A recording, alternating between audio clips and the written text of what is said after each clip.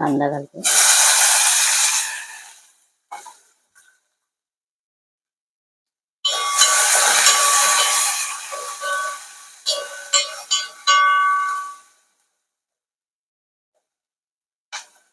कांदा चांगला लालसर कलरचा, गुलाबी कलरचा होईपर्यंत आपल्याला इथे परतून घ्यायचा आहे.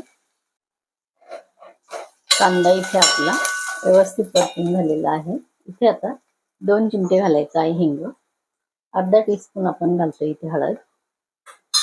भाजून घेतलेला शेंगदाण्यांचा कूट आणि आपल्याला तिखट कसं हवंय त्याप्रमाणे इथे घालायचं आहे तिखट.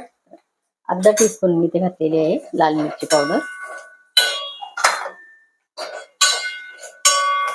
इथे घालायचं आहे कापून घेतलेला दुधी.